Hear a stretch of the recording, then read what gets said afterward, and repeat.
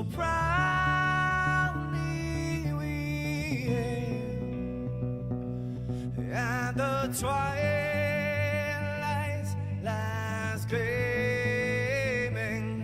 whose broad stripes and bright stars through the perilous fights, oh, the ramparts we watched were so gallant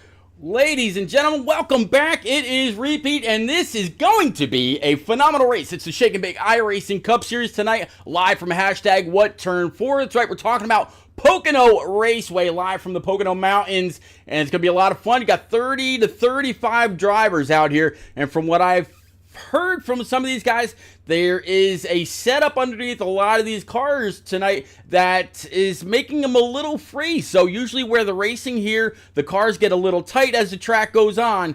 It's not going to be that way. They'll actually be able to carry just a little bit more momentum up and off the corners. So it should make for some very exciting racing, especially coming off of turn number 3 for that final lap. Who's going to go ahead and get it done? Last year, the one and only Tom Flitcroft, Tom Flitty, got the W. Can he do it again for his third checker of the season? Let's get into qualifying, find out who's got what. Let's go. Let's go ahead and bring up your scoring pylon right now. Let's get up high with some of these guys, and let's get fast. How about we pick up with the one and only Cody Kalinka right now in his nationwide number 79 Chevy Camaro. As you can see, you're ready trying to come through the very, very fast, very wide turn number 3, modeled after the one and only Milwaukee Mile. And at the line, this should be his first timed lap. These drivers get 5 minutes and then a 10-minute warm-up session to make sure that they are ready to go.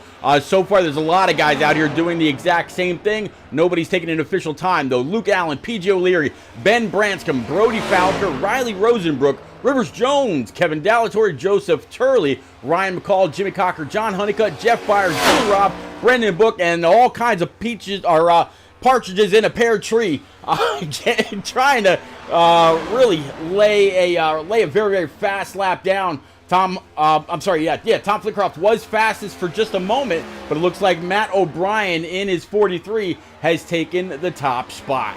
A lot of guys, it is going to continue to change. The fastest time, though, so far, as you can see there on that scoring pylon, is a 54.06 for Matt O'Brien. Got very, very close last week. Can he get it done this week? We'll have to find out. Cody Kalinka slots in P number 12.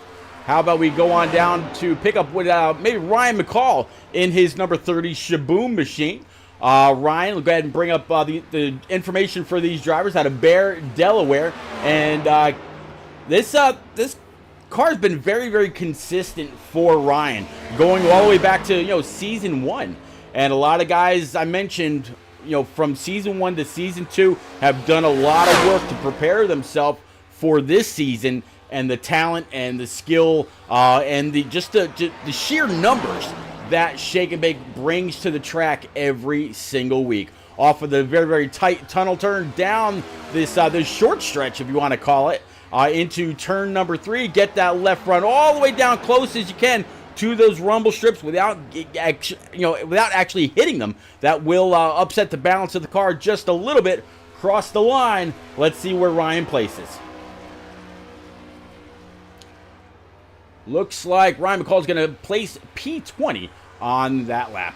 Let's come on down. How about the one and only John Honeycutt? Honeycutt was out there racing earlier on his own Twitch channel from New Hampshire. Kind of keeping up with him on his during his stream for just a little bit, and he's looking pretty fast there. I think he was running about P11, P12. Gets loose off of turn number 1, pounds the inside wall and outside wall. He'll have to come on back as you heard that motor pop. All right, let's go in down with Joe Turley and his Best Buy number 13. So far, he's not proven that 13 is an unlucky number for him whatsoever. Absolutely doing all right, getting a little wide into turn number 1. Going to bring it on down. That's going to absolutely slow down his lap, though. How about we catch up with the 2-4 of the one and only P.J. O'Leary out of Hendersonville, Tennessee, down the backstretch in his Christina something Foundation. I apologize, can't exactly... Christina Gimme Foundation. Okay. Looks like that's not going to be the lap for the 24 either. How about Jordan McGraw in his Sega number 34? Jordan McGraw out of Bridgeport, Texas. He's decided he's going to go ahead and fire up a stream as well. So Jordan is out there trying to get it done, but it looks like he's gonna miss the actual time itself, as qualifying has now come to an end. So as you can see, we got a 10-minute warm-up session. How about we go ahead and show you what practice looked like for these guys and girls right quick. Brendan Book in that number 5 Cincinnati machine, he was on top of the speed charts in session number, in the first practice session. Andrew Wisdom in that 51, no surprise there. The man's very, very fast on road courses. Some people will argue that this track races just like a road course.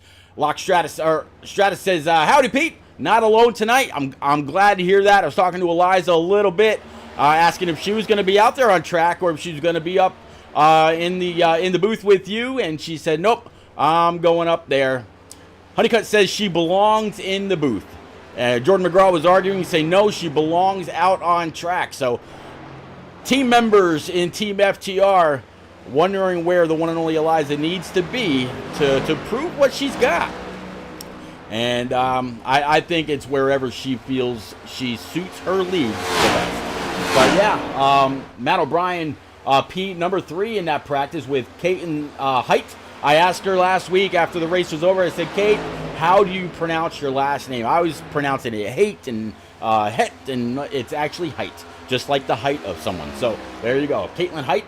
Ryan Crooks, last week's winner at New Hampshire, was 5th fastest in that hour-long practice with Tom Harmon, Nate Mon, who continues to impress. Austin Collins, James Holzer, and Cody Kalinka in that nationwide number 79 rounded out your top 10. John Honeycutt, Brody Falker, Jimmy Cocker, Andrew Sanford, Luke Allen, Joseph Turley. Then we're going to have Francis Hamilton and Jeff Byers. And let's see if it'll let me go through the rest of this order for you. So far, it's saying, there we go. So yeah, this is the rest and where your favorite driver finished during practice number 1. All the way through P38 with Rob Newman. No time, so he must have joined late and wasn't able to post a time. So I'm sure he's probably out there right now burning up a few rubber for at least one set of tires. Burn up a few rubbers, right? There we go. So let me see if I can find Mr. Newman right quick. If he didn't back that. Nope, there he is. Right now he hasn't yet got out on track, still sitting on pit road.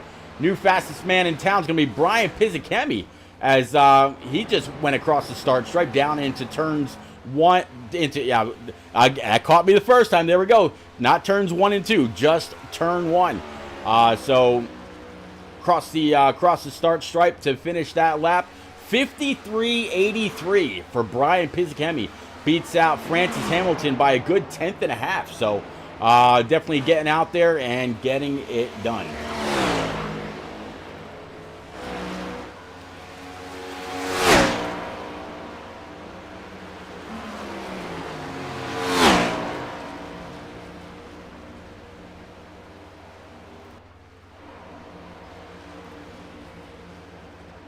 All kinds of action here in the Pocono Mountains. A little over 6 minutes left in this 10-minute session.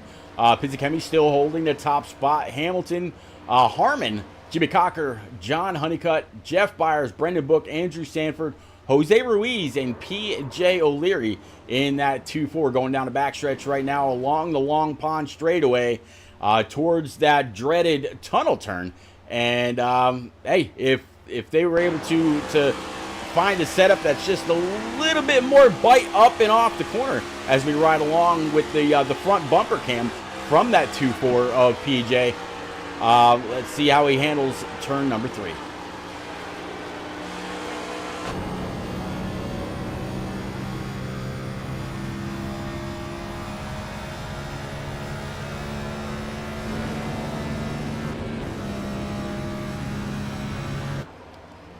more and more people joining from pit road. That blue cone on that inside wall, that is the commitment line. So there shouldn't be any blend violations this week. Everybody should be able to come on out right when they need to and really try to do their best to hold that bottom line in the case of oncoming traffic.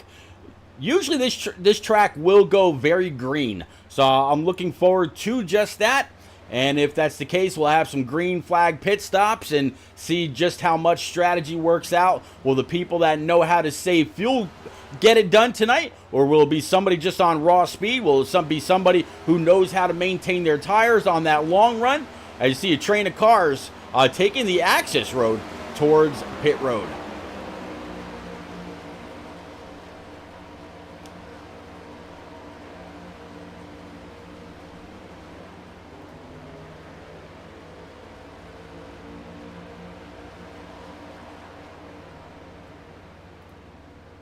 Bring up your favorite drivers the last time they completed a lap. Again, so far, Pizzicami, he is the fastest man in town. Go ahead and try to, there we go, fix up the numbers just a little bit. And let's see, nope, that's not going to work. How about that? Nope, that's not going to work either. There we go. Bring it back to white. We'll save the gold for the playoffs. Speaking of the playoffs, let's go ahead and actually show you what the rest of the Shake and Bake schedule looks like right quick. So again, last week at New Hampshire, Ryan Crooks was able to go ahead, Ryan Crooks was able to go ahead and knock that out. And then this week, Pocono. Next week, we're going 3/4 mile racing, Richmond International Raceway for 180 laps on the 24th. Michigan following that, Indianapolis, Watkins Glen, and then Daytona. So after tonight, we've got just 5 very short weeks before we start the round of 16. And look at that round. Darlington, the Lady in Black, the track too tough to tame. We'll have to find out at the end who's able to avoid that dreaded Darlington stripe. Or if they do, just slightly kiss the girl. Don't get bounced off the wall and get sent down into the pits or into the inside wall. Then we're going to go high, wide, and handsome around Kansas Motor Speedway, followed by Thunder Valley. So Bristol Motor Speedway to round out the round of 16. Going to be a lot of fun in that series. And then the round of 12, we're going to Texas, where everything's bigger in Texas. Then Dega. What says bigger than Dega? And then, of course, the Charlotte Roval. So Texas Motor Speedway, Talladega, and then a road course to round out the round of 12.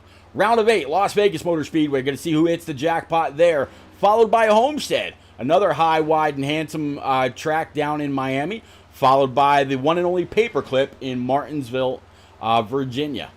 Then, of course, last but not least, this track is actually up for a little bit of debate because of some issues with this car and that track. If you remember back to race number 3, or the 3rd week in this series, Phoenix was a big issue. So it's been a conversation among all the admins within Shake and Bake to go ahead and swap out Phoenix with another track. Whatever track they pick, I'm sure will be a lot of fun. From some I hear, might just bring it all back home for all of these race teams and maybe bring it back to Charlotte. So they'd have a repeat of the Charlotte race that we saw back on May 22nd. All right, so just under a minute and a half to go. That's the rest of your schedule for this season. Can you believe that we are already past the midway point in season number 2? It seems like just last week we were talking about the duels, as looks like, I think that was the 51 getting very, very loose off of turn number 3, pounding at an inside wall as we continue to go around. John Honeycutt just now getting into the tunnel turn as well, heading towards turn number 3. Again, hashtag what turn 4. So how about it, chat? Can anybody out there tell me, the 3 corners of this track are named, or modeled, I should say, after 3 very distinct racetracks around the country. Can anybody out there tell me, whether it's on Facebook, Twitch, or YouTube, can anybody tell me what the corners of Pocono Raceway are modeled after. And then this track wasn't originally owned by NASCAR. It was actually owned by a private person. Can anybody give me that person's name or maybe what his profession was? Do do do do do do do. Nah, I won't do that to you.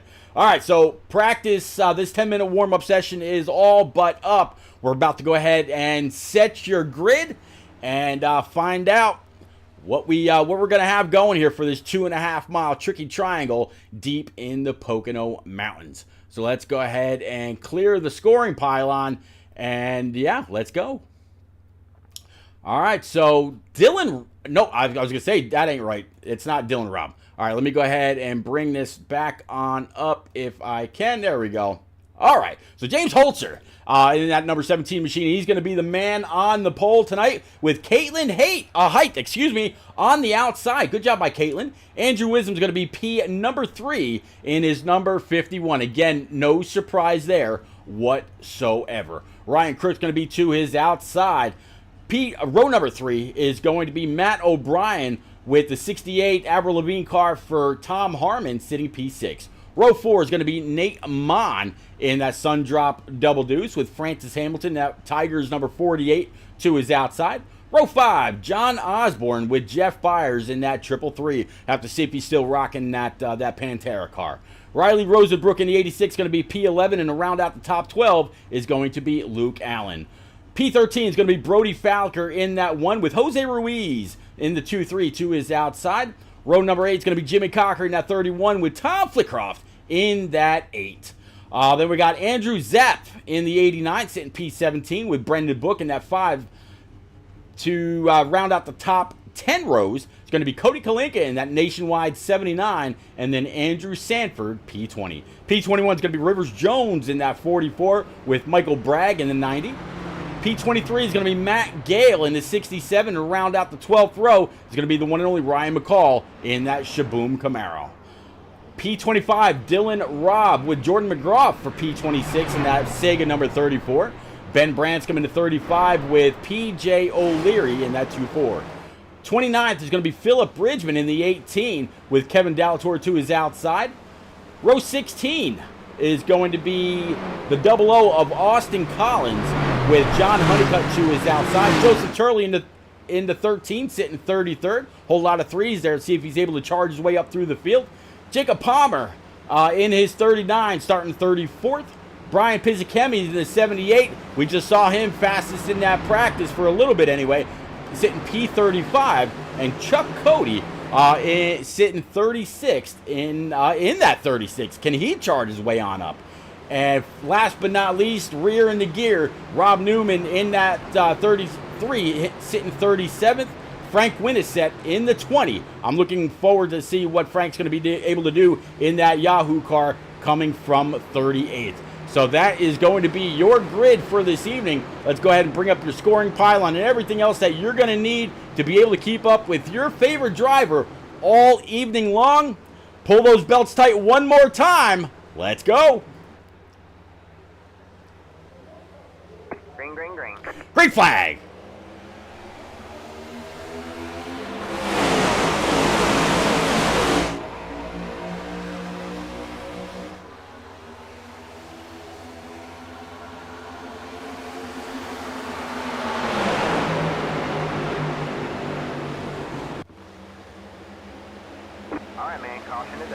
Caution number 1 is going to fly very, very early. Looks like something might have happened with John Honeycutt a little bit deeper in the field. Not quite sure what it could have been so soon. But let's go back and pick up with that number 50. I believe he's running the Melody Woodworks colors tonight, but we'll check here in just a moment. But for now, let's go ahead and switch on over to our chase cam, and let's pick up with that Team FTR number 50 right now. All right, so he's already in trouble right here. Let's go ahead and back this up. Oh, was he running to the back, getting into, or have some kind of a problem? Let's play this out. It is just a huge stack up going into turn number 1. It just seemed like a big accordion effect on the outside line. And yeah, so it's not the Melody Woodworks machine. It's that High Tech Security Services Team FTR number 50. Let's go back one more time with him. And let's back this up, and we'll switch the camera around just a little bit. All right, let's switch this over to regular camera, and let's play this out.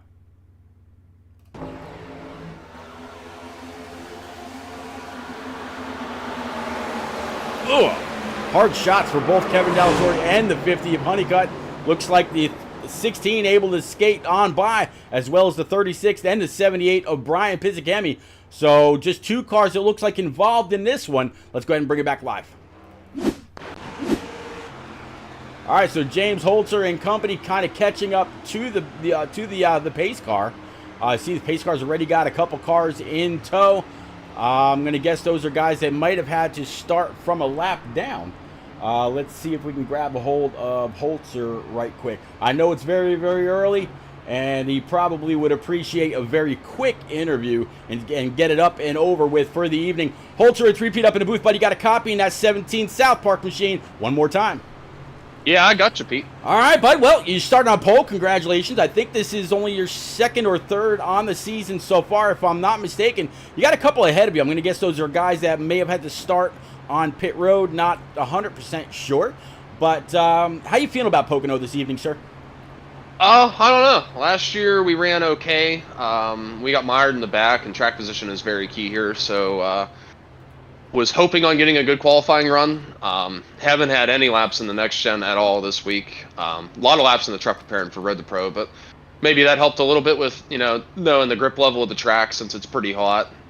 Put down a pretty good lap, I think. And yeah, just going to try to keep it up here. Don't want to over push, but just want to remain in that main pack and get through this first pit cycle and, just kind of play it by ear. Just being in the lead, you're kind of almost like I don't even know what you want to call it. You're kind of out the hang, if you want to call it, just Gotcha. because you kind of just have to be almost have to be aggressive at points if you want to keep the lead. But like I said, I'm not too worried about it just because I want to maintain my tires and kind of go from there. Some of the guys, as I was going through, wishing everybody luck, as I always try to do before the race starts, said that this week's set for Pocono, it was a little bit loose, which should be able to allow you to get off the corners just a little bit better than last season's set here, which a lot of people said was very, very tight. I know we've only ran a portion of a lap, but in your hour-long practice and then a 10-minute warm-up before we went green, what was the feel in that 17 car? I don't know. I didn't run anything in warm-ups because I just got home, so I had to take care of a couple things before we started. But no, I mean, from what I gathered, I ran a few laps in practice, and it trended like it was a little bit tight on entry, a little bit free exit. So definitely don't want to overdrive the entry or center of the corner because that's just going to make you looser on exit. So just trying to maintain a solid exit speed or a solid entrance speed and keeping momentum and not matting the gas and keeping the rear tires under because it does kind of have that floaty feeling. Yep. It's kind of like a push loose almost. It's definitely better than it was last year. I could definitely agree with that, but I don't know. I guess we'll just kind of see as these laps go on and see. I know dirty air is going to be really rough, especially in the tunnel turn. Got to make sure you back that up, in dirty air. But aside from that, you should be able to move around a little if you want to. I was trying to venture, other places, and it was just too tight moving up the track in this car. So it's going to be really about just trying to maintain those, the bottom lane or maybe one lane up and missing the bumps in turn one. All right, buddy, I'll go ahead and get you back on down to your C Motorsports teammates. I see you're all back and stacked back up. Good luck. Keep the shiny side up and don't scare Kenny. Let's go. Yeah, we'll try. Thanks, Pete. You got it, buddy. All right, so again, that is James Holzer, Season 1's champion here in the Shake and Bake iRacing Cup Series, and one hell of a stout individual. As you heard during that conversation, he is a Road to Pro hopeful in the trucks, so he's, he can handle just about anything that he races in. That was just now going over the tunnel turn, now into turn 3, hashtag what turn 4. Almost caught me again. Let's bring it on back to Barney as the pace car is going to go ahead and turn off. Coming to address the longest straightaway in NASCAR. James Holzer as a control car. He's got the advantage as the leader. Let's go.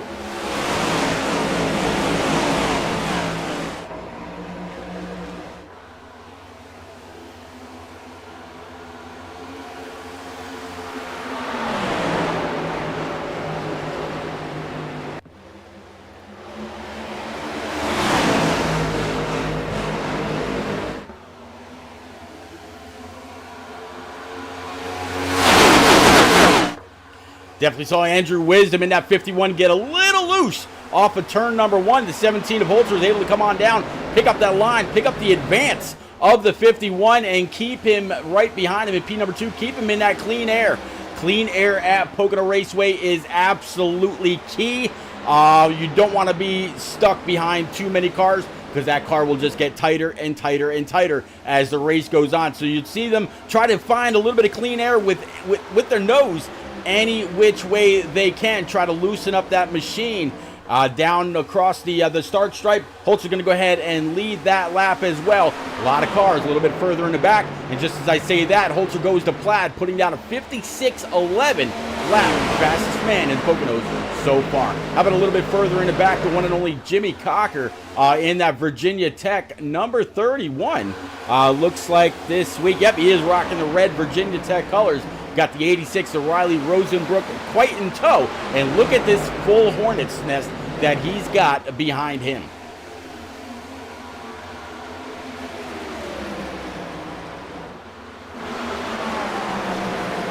One long conga line up and over the tunnel turn. Up and through turn number 3 rather. And Holzer trying to break the draft from the 51 up front, taking that middle lane across the line. And look at this straightaway. Look at the stands. Not a seat to be found as we continue to race on. Pick up with Jose Ruiz a little bit deeper in the field. As you see the 22 and company mixing it up just a tad. How about the 79 of Cody Kalinka and the 37 down there of Andrew Sanford. Andrew Sanford on the inside. Kalinka now getting passed by the Ryan McCall Shaboom machine as well. And how about that? Here is that 8 car, Tom Flitcroft. He got it done last season, having to check up just a bit for that 37. Didn't want to get into the back end of him. And this is what he's seeing right now.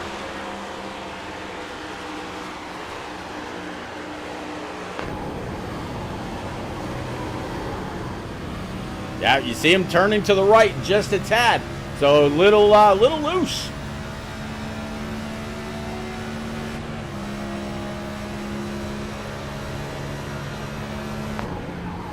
How about this? Caitlin Height, a 53.83, the fastest woman in the Pocono Mountains right now. Running P3, still behind Andrew Wisdom and James Holzer. So she's running that Audi. Nice looking car. I kind of like the way that that's all put together. Got the back end of a Mustang, but she's riding in class right now.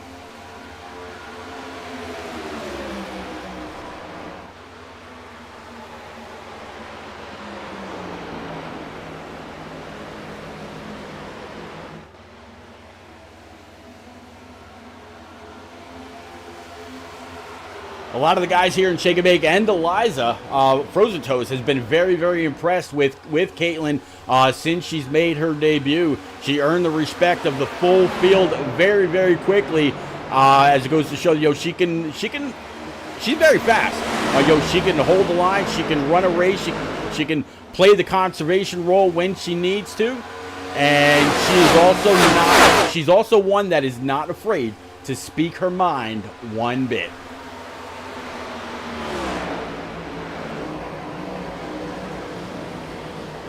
View from the iRock TV blimp high above this 2.5 mile tricky triangle, again deep into Pocono Mountains, right up Route 115. Been here many times as a kid and an adult. It's a lot of fun, but I tell you what, there is absolutely no shade at this track whatsoever. You park out in the field, you get to the stands, there's no cover unless you pay, and you get high up in those seats. But you can get to about row 15 here, and you're able to see just about the entire track. It's a pretty good place. You definitely get the sense of speed that these drivers have as they go around. Definitely want to welcome everybody that's out there on Facebook, Twitch, YouTube, and iRock TV through your favorite Roku device. If you've got a Roku TV or Roku streaming brick, go on over to the streamers section. Look for the iRock TV logo, or search for the iRock TV logo that you see there underneath your scoring pylon. Add the channel. It's completely free. There are no commercials, and what you're watching is in beautiful 4K. So go on over and download the channel. Again, completely free, no commercials, and in 4K. So whether you like to watch leagues, clubs, communities, POVs, podcasts, whatever it is, you can get your NASCAR and your iRacing fix right there, 24 hours a day, 7 days a week. The on-demand is absolutely extensive. Speaking of iRock TV, definitely want to send a big old thank you to Brian Rick, the owner of the iRock TV channel, and his full support, his full unwavering support for the Shake and Bake iRacing Cup Series, as well as the iRock Challenge Series over on Roku as well. I believe that they actually just started up season number 7 this evening. There's some really good drivers in that series, such as last season's champion Brian McCann and company. And just look at this pack here, swerving just like you'd find at an Indy course, and really, holding their own. Let's go back a little bit further in the field. How about we pick up with the 48 Tigers machine for Francis Hamilton.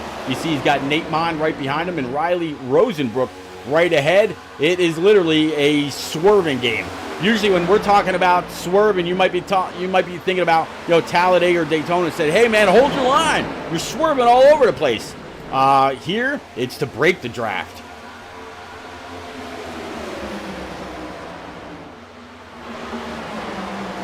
Not missing anything up front. It's still Holzer, Wisdom, and Caitlin Height. Tom Harmon and Ryan Crooks to round out your top 5. I mentioned earlier that the 8 of Tom Flitcroft, he won here last season. Right now, Tom Flitcroft, he is down 10 spots after starting 16th, sitting in P26. PJ O'Leary right in front of him. Philip Bridgman right behind. I look forward to seeing this number 8 Mountain Dew machine get on up to the front as the race goes on. He had a long run car last time, if I remember correctly. Looking forward to seeing what he's going to be capable of doing as the race rolls on.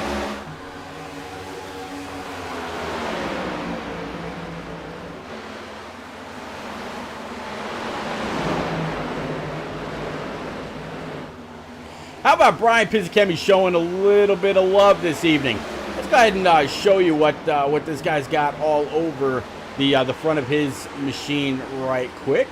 Philip Bridgman. I don't know whose logo or whose name that is right there, but that is absolutely really cool. Philip, thank you very much for adorning your Ford Mustang GT. Would rather it be a Camaro, but hey, that is all right. From the side, you see another one of my logos there. And how about the chase? You see on Twitch. So again, Philip Bridgman, thank you very much. One of the lone Canadians, I believe, in the field, might actually be the only Canadian. Yes, it is. But up in P20 right now, up 3 spots, going to be Matt Gale from Great Britain.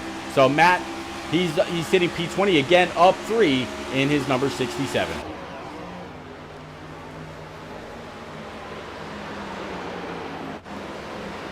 Mike Bragg back here in this number 90 Phantom machine. He's got PJ O'Leary right behind. Might as well, as we're going through the field, go ahead and show you all their about information. But yeah, Mike Bragg rocking some Phantom, Fanta, not Phantom colors. There we go. Just mentioned Matt Gale up here. Again, from the UK. He's got the 737 rather of Andrew Sanford, a couple spots up from San Diego, California. Ryan McCall just in front of him in that number 30 Shaboom machine, as we mentioned earlier, from Bear, Delaware. Nobody's been able to do anything so far, though, with this guy right here, the 17 from the Commonwealth of Pennsylvania. Andrew Wisdom still very, very close right behind. Caitlin Height sitting P number 3. Again, as Holzer goes all the way down to the checkers, trying to break the draft, but have to come on back up. The 14 of Caitlin still right there, though, not shaking that draft too much.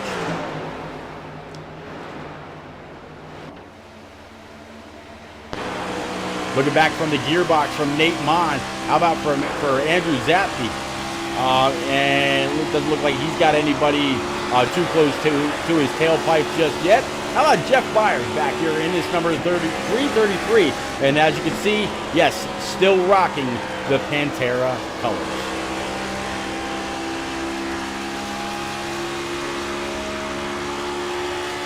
So it is a long train to coming around 3 different bends here at Pocono, and just everybody in one very, very long conga line. If you're going to make any advancements on track, so far it seems like, as you hear Riley Rosenbrook shift, so far it seems like it's going to have to be when somebody else makes a mistake. How about from Nate Mon in the Sun Drop Double Deuce from Wilmington, North Carolina? Looking back behind him and his Camaro. Again, everybody in one line, right up by the wall, carrying the most amount of speed they can up and off these 3 very different corners, as it looks like Nate is just about to go through the tunnel turn towards turn number 3. Again, hashtag what turn 4, and doing one hell of a job. All right, so I asked it earlier out there, chat, what you got? This track is modeled after 3 very distinct tracks around the country. Turn 1, Turn 2, and Turn 3, modeled after 3 very different tracks. What are those tracks?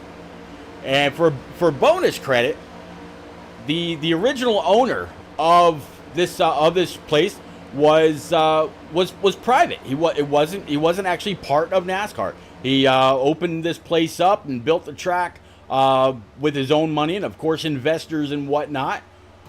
Can you name who he was, as well as his profession, in order to build this mighty triangle in deep in the Pocono Mountains? So again, models for Turn 1, Turn 2, and Turn 3. What are they modeled after? Who owned the track, and what was his profession? What you got out there in chat? Facebook, Twitch, and YouTube. Please let me know. All right, so James Holzer, he's been able to lead since the very beginning. What do you say we do a little bit of a crank it up session with the 17? We'll work our way through the field a little bit as well. Let's jump on board with him and see exactly how he's conquering this triangle without any real challenge so far. Actually, it looks like there's a little bit of a challenge a little bit further back. Caitlin Height looks like she's got Ryan Crooks able to pull on up in that Zin number 25 to take P number 3 away. So Ryan Crooks now up 1 spot after starting 4th. Caitlin back 2 after starting outside pole. All right, so let's go ahead and jump back up on with the 17. Let's jump into the cockpit with him, and let's roll. Let's go. Crank it up.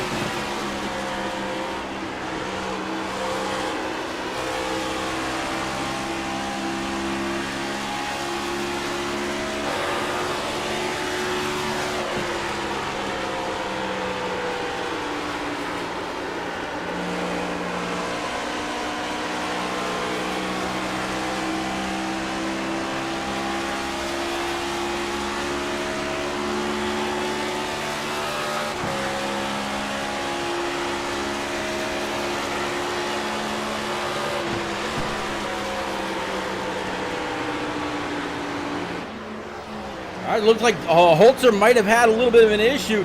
Big challenge right now from the 51 of Andrew Wisdom.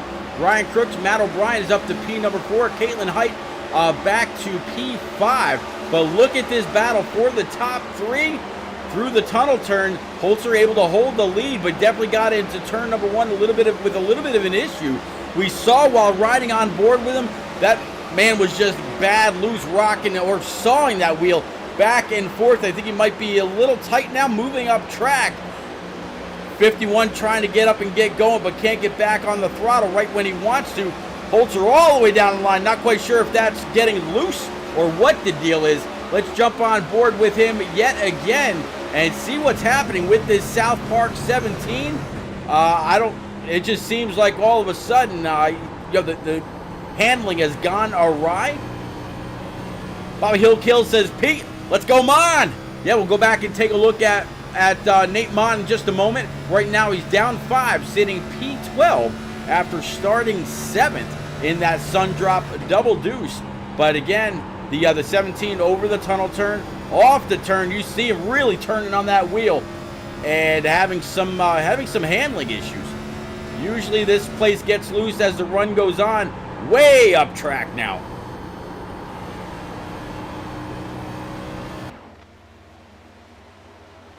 Oh, you see the 25 go ahead and tag the wall. It's going to be Ryan Crooks. That's going to allow the 51 to take a little bit of an evasive maneuver, get around the 25 of Crooks. They're going to be side by side going into 1, but it looks like the 51 is going to be able to handle, going to have just enough speed to take that spot away.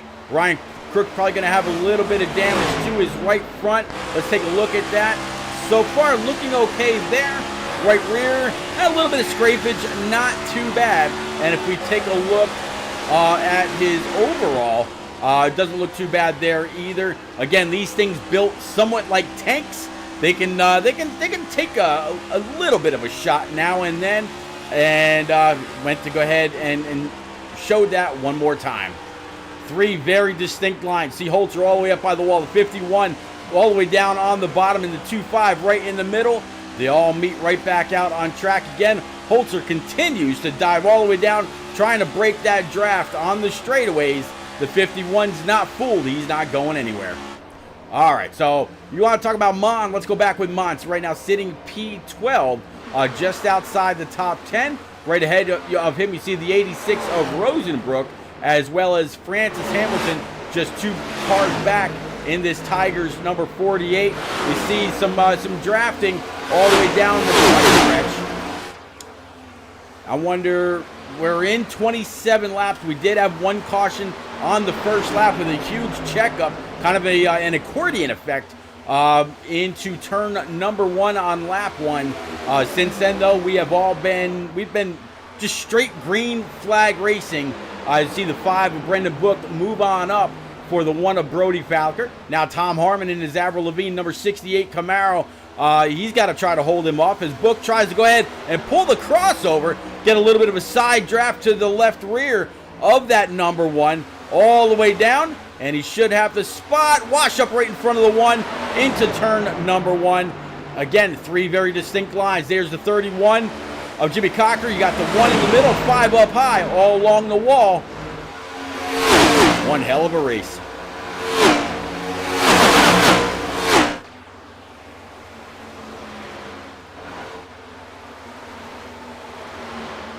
Jose Ruiz back here in this Team FTR number 23. Jose started 14th. Well, guess what? That's exactly where he's running right now. He's got the 333 for Jeff Byers right in front of him. Byers down 3 spots. Right behind him is going to be Cody Kalinka in this number 79 Nationwide machine. He's up 4, sitting P15. So if you're a Team FTR fan, well, then you're going to be looking at, let's see, for the highest running Team FTR car, you're going to be looking at Jose Ruiz, right now sitting P23. And behind him is going to be Jordan McGraw in this Sega number 34. John Honeycutt, he was involved in the turn 1, lap 1 incident. He finds himself back there in P25. I talked to Honeycutt very early today when he was actually streaming while racing from New Hampshire. and he said he felt he was going to have a pretty good car. So I'm guessing Honeycutt wants a caution. He wants to go on down pit road and fix up any kind of damage that he may still have on that that high-tech securities number 50. Let's take a ride around this Camaro and see what kind of lingering damage he might actually have. So if we look at the hood, not too bad. A little bit of damage on the right front corner. Looks like, all in all, the fender is doing okay. Let's take a look at the right front as well as the right rear. Right front looking great. Right rear, just a little bit of scrapage. The fender's caved in just a tad. Not too bad. And if we look from the chase cam, yeah, it looks like looks like everything is straight. So Honeycutt, he might need just a little bit more time on pit road to get this thing fixed back perfectly. I'm sure his team can grab a plunger and pull that fender out. So come on, Honeycutt, you're up 7, sitting P25. Let's go, buddy. All right. Up front, we got a brand new leader. Looks like Andrew Wisdom was able to pass the 17. Let's see if we can go back and find out exactly how that happened. Looking for Andrew Wisdom. Let's go. So, all right, let's back this up just a skosh. Always like that word. Let's go ahead and switch this up, and let's play this out.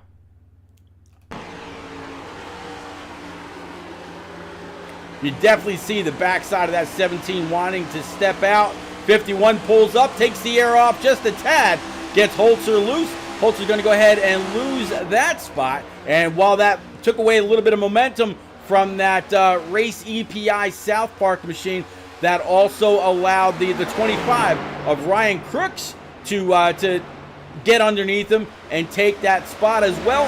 So that's going to put our pole winner back to P23. And one hell of a pass, one hell of a great race between this top three. Most race long. Let's go ahead and bring it back live. So mark that right about lap 30. Holzer goes from first back to third. And we should start to see some green flag pit stops coming up pretty soon.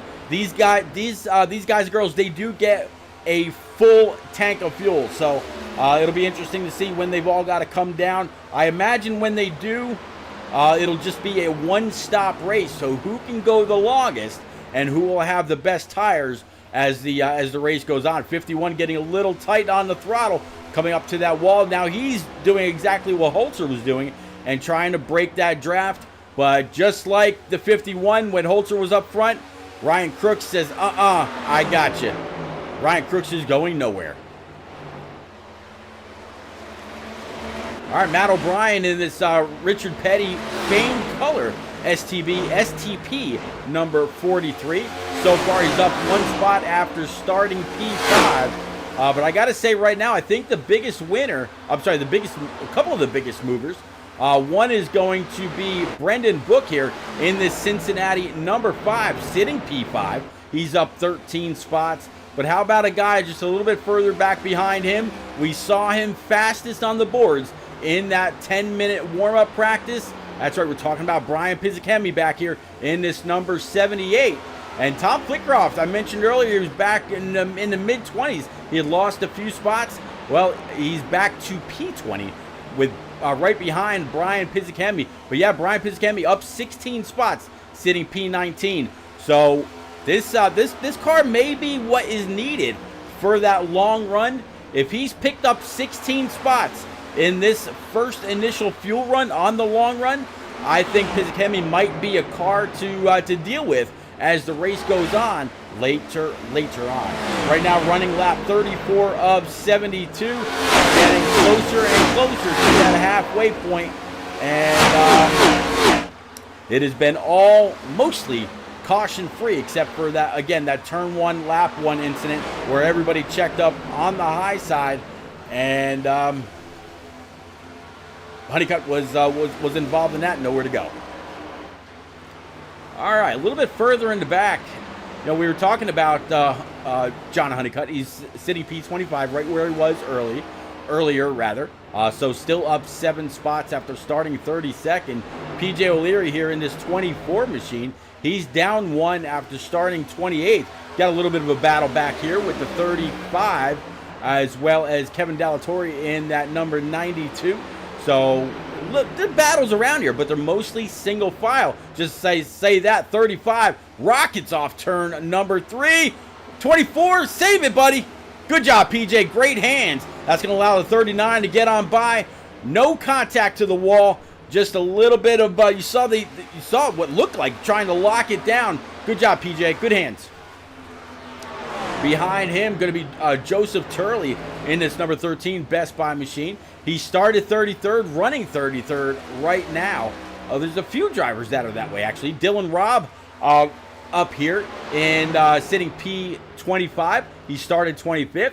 Looks like Honeycutt was just able to get on by him. And it looks like green flag pit stops are starting. Here comes the 67 from 21st to come on down pit road. He's going to be the first Ford Mustang to come on down pit road, grab 4 brand new Eagle Feel Goods, fill it up with that Sunoco E15 fuel, and get back out on track. So again, surrendering 21st spot.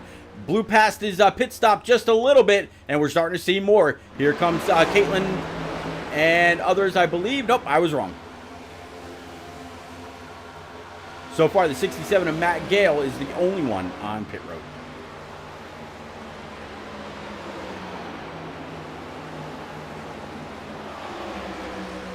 '51 now with just a little over, or just a little under, rather, 0.2 of a lead over Ryan Crooks. Holds her back to P3 and falling off of this pack, I should say. There you see that South Park machine way in the back. Not quite sure if Holzer maybe tagged the wall earlier and we didn't catch it. Let's take a look around that South Park machine and see if he's having any issues. We'll just take a look at the right side right quick. Right front, no issue. Right rear, really no issue as well. So that goes to, it's just a handling issue. He said when we talked to him during that first caution, he said he wasn't going to push it. But when you got some fast cars coming up behind you like Andrew Wisdom and Ryan Crooks, and now he's got Matt O'Brien right up his tailpipe, very, very loose again. So very ill handling race car rather, for that 17 as the 43 for Matt O'Brien comes up to take P number 3 away. Jimmy Cocker a little bit further back for P number 5, so anybody in between them right now is a lap down car. Caitlin Height, after starting on outside pole, right now finds herself in this 14 way back in P9, so falling through the field just a little bit. But again, be waiting to see what happens with this round of green flag pit stops, which is, I've got to say, imminent. I mean, working lap 38 out of 72. I don't believe very many people went on down pit road for that first caution. I'll double check right quick, but I don't believe they did. Let's see. Pizzichemi went down on lap 2. So did Chuck Cody, Zappi, and a couple of others. In fact, the entire back half of the field from John Osborne behind all went down to top off. So you're talking about from P18 on back, went on down just to grab that little extra fuel in case this went into that long green mode as we've seen now. Next time by, we're gonna be talking about lap number 40. Again, this is the Shake and Bake iRacing Cup Series live from Pocono Raceway, and I'll just put it out there, right? I definitely see nobody out there in Facebook, Twitch, or YouTube has answered anything about answered the question about the race. So turn number 1 is modeled after the famed Trenton Speedway. Turn 2, of course, after the Indianapolis Motor Speedway, and turn 3 for the Milwaukee Mile. So Trenton Speedway, turn 1, Indianapolis Motor Speedway, turn 2, and the Milwaukee Mile for turn 3. And the guy that owned this track, privately owned, outside of NASCAR, was actually adopted from the greater Scranton-Wilkes-Barre area of Pennsylvania. And he owned this track and operated this track for many, many years. So there you go. Robert Holder says, how's it going, buddy? Robert, not too shabby, sir. We've had one caution on the evening, turn 1, lap 1, a little bit of a checkup on the high side going into the corner, but other than that, it has been all clean and green, sir. How are you?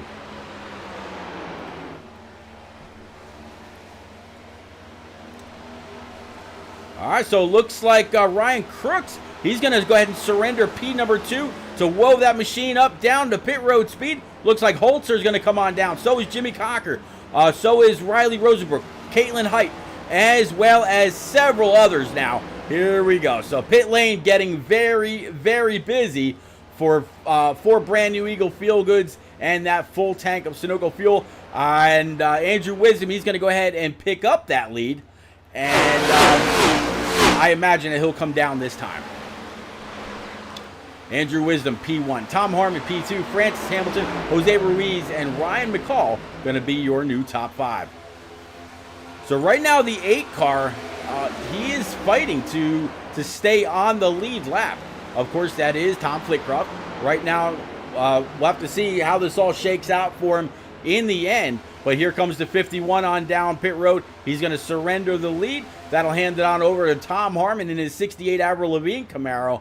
And, yep, nope, he's going to come in as well. How about Francis Hamilton? Nope, Francis Hamilton in that Tigers 48. He's going to stay out. He's going to go ahead and lead a lap.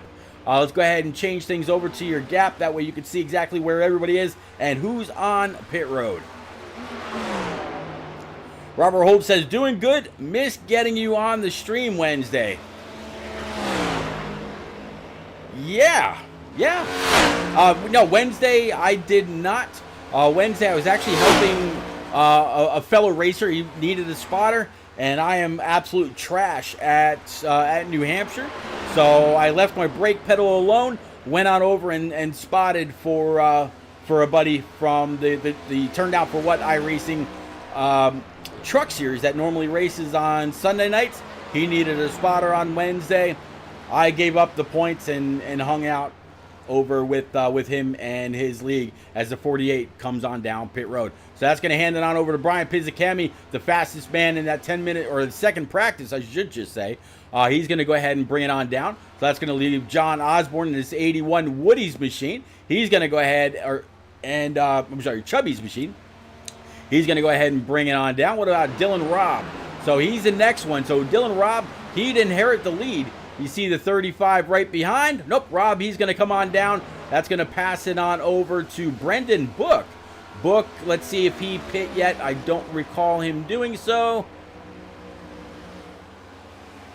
Book last pit. Yep, so Book did come down on lap 36. He was one of the first ones to come down that I absolutely missed.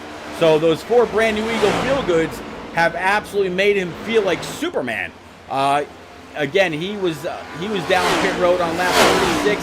Everybody else came down 27, 40, 40, 39, 41, and yeah, definitely showing how those new tires can make you bad fast. So Brendan Book now up 17 spots. Austin Collins right behind him in this double O.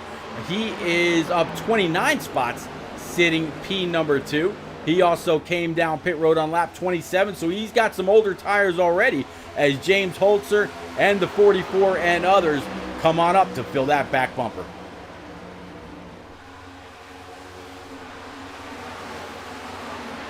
A little bit of a hornet's nest here. Holzer down low. The 25 of Ryan Crooks right behind. There's the 43 of Matt O'Brien. And still now that double O up on the outside line. O'Brien's going to try to get back in the throttle, stay tucked in, and see if he can't make up any time at all. The 44 that you just saw there in the mix, that was Rivers Jones. So Rivers basically just making sure he stays out of the way. He sees all these bad fast cars right in front of him. It's the 36. He's going to go ahead and take the access road all the way towards the pit. Didn't see anybody else use the access road. Maybe he felt that he had to, or maybe just wanted to, try something different. I didn't necessarily seem like he was in the way or anything like that. So, good job by the 36. So look at how this absolutely jumbled up the top 5. Brendan Book now, P1. The first time he's leading all evening long. James Holzer, P2. Ryan Crooks, the 43 of O'Brien, the 51 of Wisdom. The 51 was leading when that round of green flag pit stops kicked off. Holzer was back at about P4. He's up to P2. Ryan Crooks was battling with the 51. And now he's back in P3. Matt O'Brien had just gotten by Holzer while coming out of the pits. Holzer passes Matt O'Brien back. So, yeah, absolutely jumbling up the running order.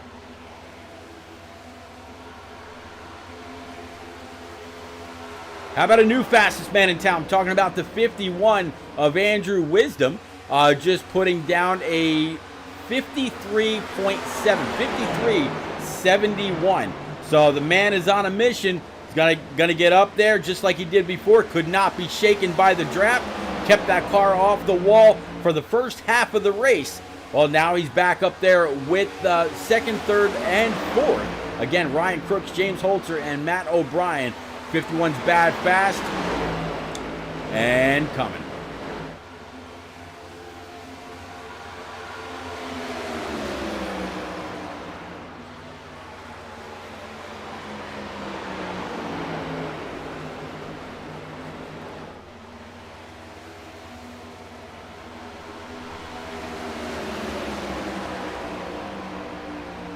Catching up with the leader, Brendan Book. You see him, he's got a good gap between himself and Ryan Crooks. Talking about just about 2 seconds going into turn 1.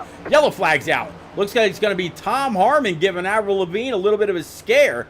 Let's find out what this was about right quick.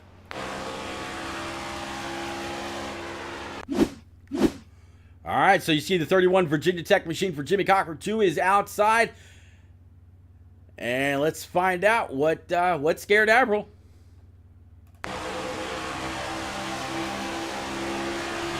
Oh, 31 just comes up, maybe trying to get a little bit of a side draft and just tags the left rear of the 68.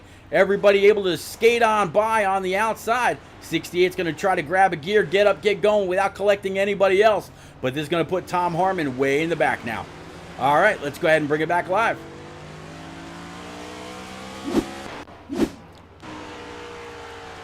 All right, so Brendan Book's going to be collected by the pace car.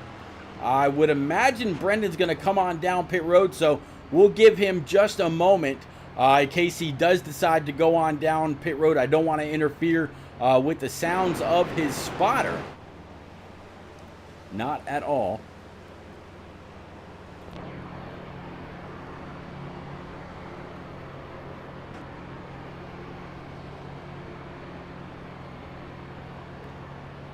Robert, not a problem, sir. Not a problem at all.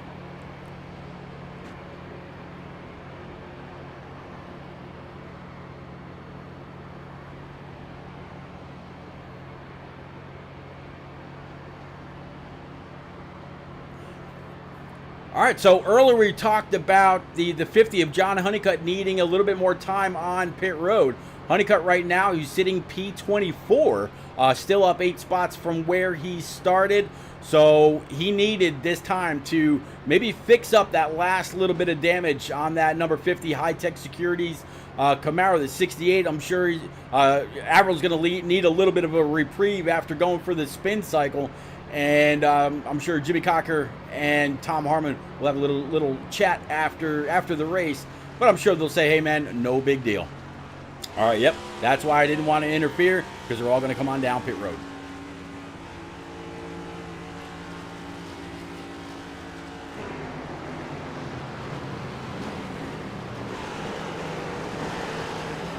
Doesn't look like any of the leaders are going to go ahead and stay out, and I don't blame them one bit. So there you go.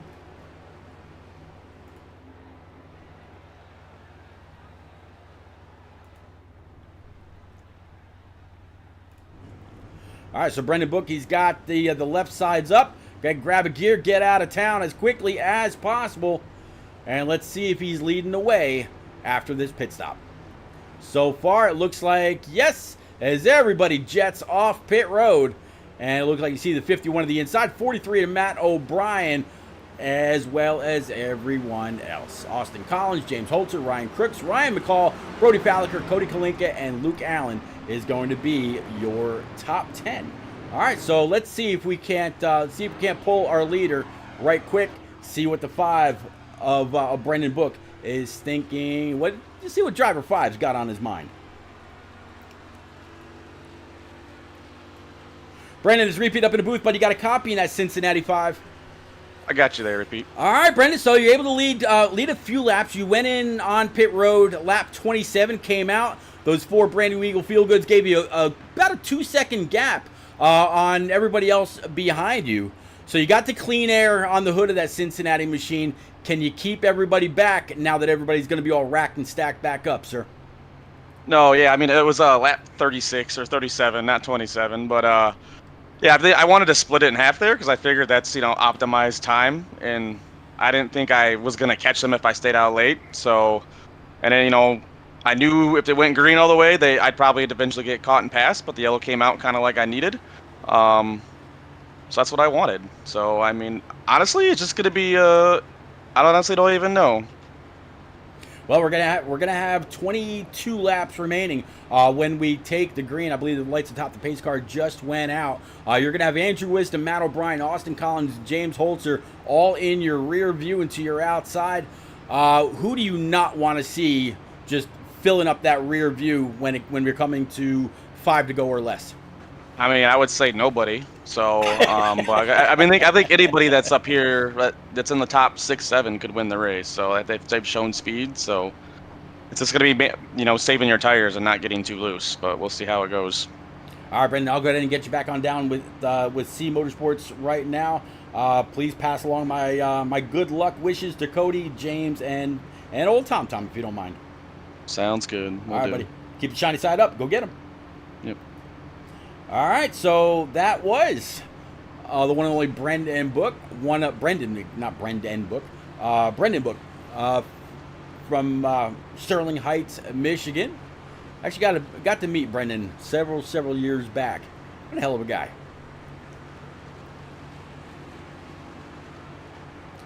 All right, so through the tunnel turn, heading towards turn number 3, hashtag what turn 4. Again, the tricky triangle of the Pocono Mountains. I see several still out there between Facebook, Twitch, and YouTube. If you're out there on iRock TV, I wish y'all had the ability to chat with me as well. Definitely, but hello to everybody out there in the land of iRock as well. iRock TV on your Roku. Lights are back on the pace Oh, car. lights We're are not back going green this on time. We are back not on going the pace car. Not quite sure what that is about. Looks like, does anybody take advantage of this? Nobody should need to top off. So we're going to go back green with 21 to go rather than 22. So the 51 of Andrew Wisdom, he's going to be to the inside. So Brendan Book chose the outside. Austin Collins going to be P3. Matt O'Brien P4. Holzer, Ryan Crooks, Brody Falliker, Ryan McCall, Luke Allen, Cody Kalinka. That's going to be your top 10. Nate Mon, Riley Rosenbrook, Jeff Byers, Francis Hamilton, Matt Gale, Andrew Sanford, Jose Ruiz, Tom Flickroft, Caitlin Height, and Jordan McGraw will be your top 20. So now John Honeycutt, again, back here sitting P24. It'll be interesting to see what he's able to do now with 21 laps to go. He said earlier in his stream that he's feeling pretty good about the track. Well, he's got a renewed car, I guess we could say. Renewed life with this caution. Maybe the driver from Orlando, Florida can get on up there, get on the wheel, and make up some spots. Good luck, John.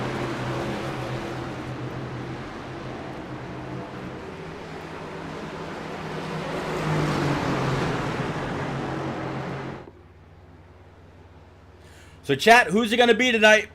Does Brendan Book get it done, keeping in the front with the clean air on the nose of his Camaro? Does Andrew Wisdom go on up there? Bad, faster road races. A lot of people say this place races like a road course. Austin Collins in that 00, he's also very, very fast. Matt O'Brien has absolutely shown a lot of speed in that 43. And of course, nobody ever second guesses James Holzer in his race EPI, number 17, covered by South Park. All right, let's go ahead and bring it on down to pit lane. Let's get ready to go green flag one more time. Holder says pulling for Collins. Green, Let's see green, what that green. 00's got. Green flag.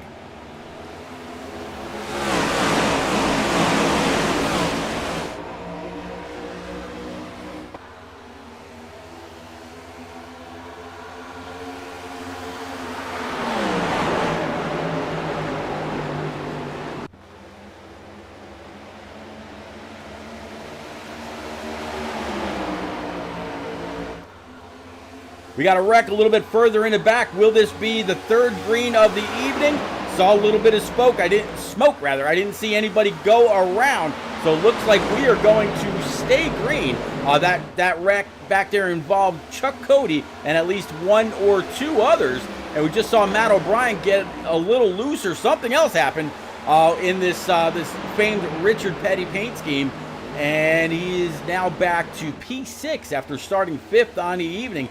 Been inside the top 5 just about all night long, and that broken momentum is absolutely going to declare open season for the rest of the field.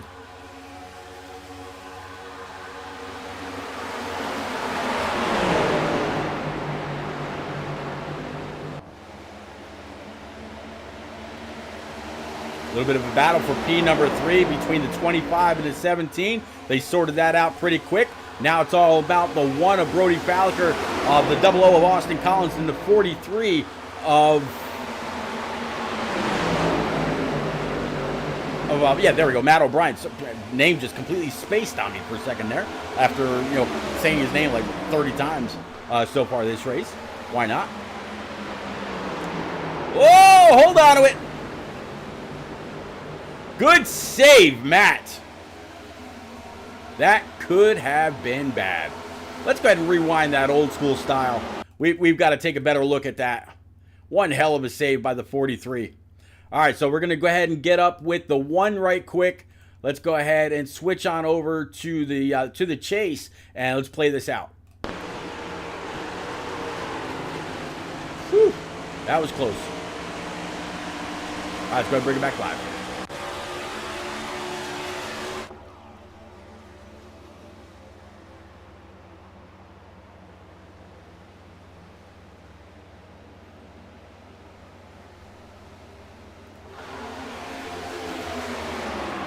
Nate Mon up there in the double deuce, up 6 spots right now, sitting P number 7.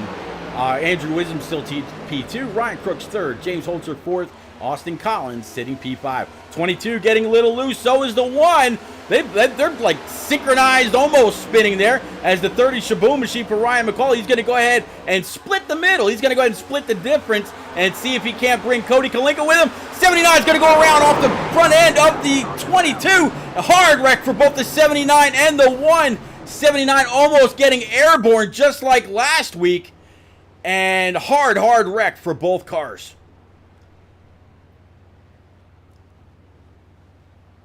Let's go ahead and bring that back.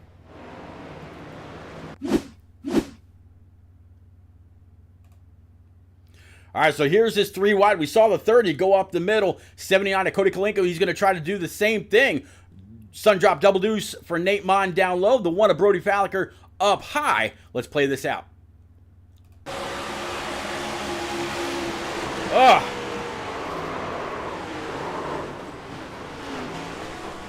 Again, almost on his side yet another week, and you hear the motor pop. That is, more than likely, that's going to be the night for the 79 of Mr. Kalinka. Very, very unfortunate. Bobby Hillkill says, no, Nate. All right, let's go ahead and bring it back live. All right, yep, there you see him on pit road. Let's bring it on up. They're all going to try to go ahead and catch up to the pace car. If these guys pit, I'm not, I said bring it back live. There we go.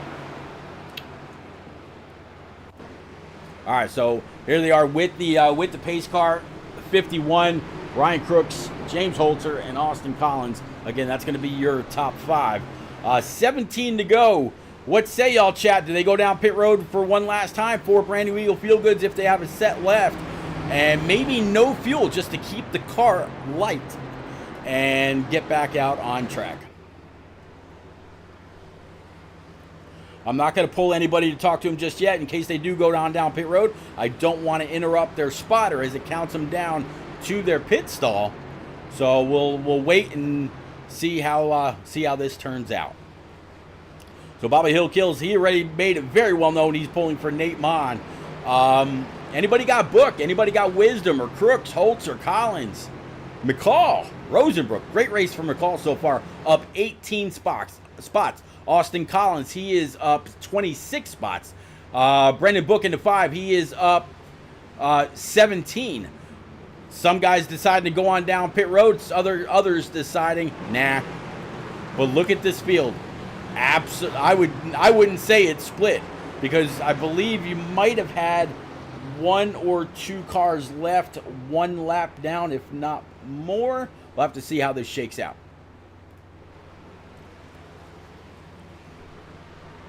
All right, so Ryan Crooks, he is going to wind up P number 2. I don't believe I can speak with Ryan. I'm almost positive I can't. I'm just gonna double check here right quick. No, I can't. How about Austin Collins? Let's see if we can't pull old Austin.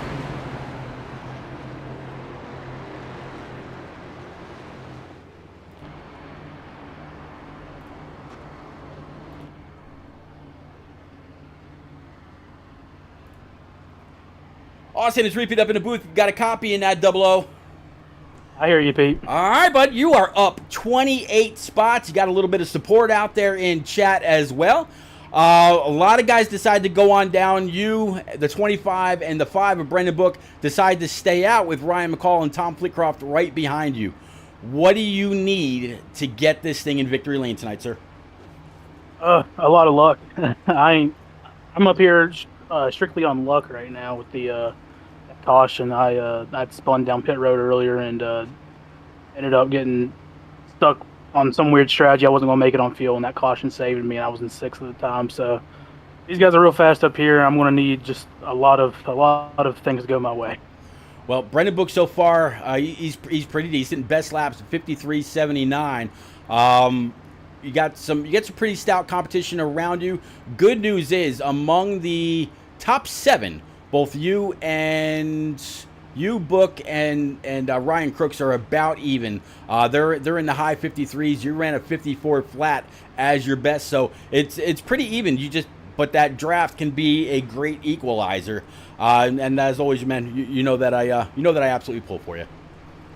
Appreciate it, man. You got it, sir. Well, you were down there in which team, sir? Output. All right, I should have known. I'll get you back on down there right now. Good luck. Keep the shiny side up, and tell everybody else I said hey. 10-4. All right. So back down to Output Racing goes Austin Collins in this TeamWatsonRacing.com 00. And now I know what that TWR is that I also saw. I believe it was back on Pizzichemi's car, if I'm not mistaken. Hey, there we go. Now I know. The more you know. All right, so Brendan Book continues to lead, and it's gonna be a very interesting battle. We saw the 51 pull off. We saw the 17 pull off. 2 very, very fast race cars. So we'll have to see if they can charge their way through to the front. This race is. This track is very, very hard to pass on. That's why you see people trying to break the draft and do everything that they can to keep their position. When they came out of pit road, looks like, let's see, let me see if I can find the 17 right quick. All right, so James Holter, he came out in P10. The 51 of Andrew Wisdom, he came out in P14. So they're going to have a lot of cars to pass. But how about this guy right here, the 8 car? Mentioned it earlier as we're going to get ready to go back green. He won here last season. He's won 2 already this season. Let's go. Green flag, green flag. Green flag.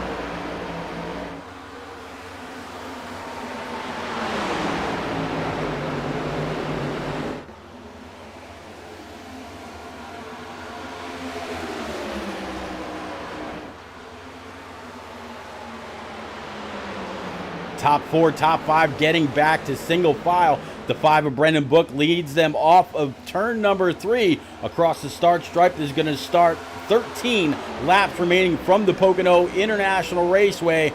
25 thinking about looking low, trying to get to the rear quarter panel of the 5, maybe try to drag him back just a tad. We saw that go very, very bad earlier, but it looks like 25 is going to be able to make that work. Is he going to be able to slide on up? 5 says no, sir, along the wall, and he's got some help from Austin Collins in that 00 one more time. Back side by side, still a 25, trying to pack air on the left rear for the 5 of Brendan Book. Brendan up on the high side, 25 all the way down on the yellow, trying to carry as much momentum as he can. Brendan Book trying to keep him pinned down. That way he can't get back on the throttle when he wants to carry as much speed as he wants to up and off the corner to complete the pass. Brendan Book looks like he's going to give up the ghost. 25 may have the spot here. He's going to pull away from the draft. Not quite enough. Book goes on down to pick it up as well. They're going to go side by side for the lead. 3 wide for P2. P3.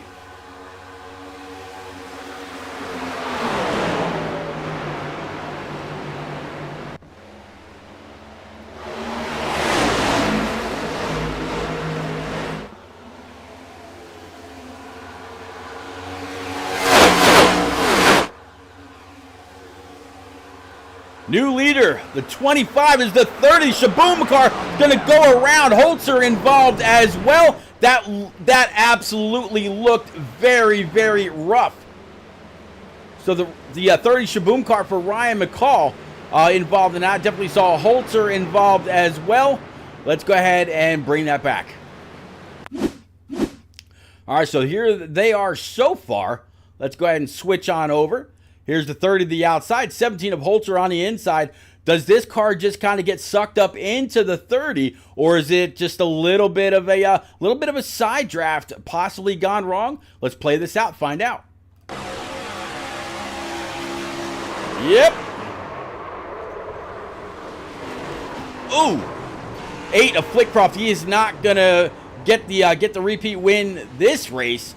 Let's go back with Holzer.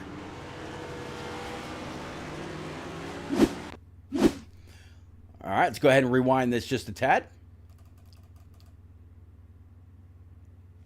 Let's go ahead and stop it there and play it out.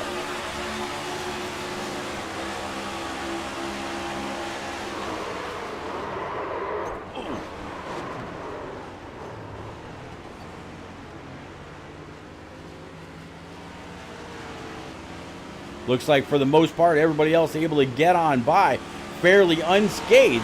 Let's go ahead and bring it back live.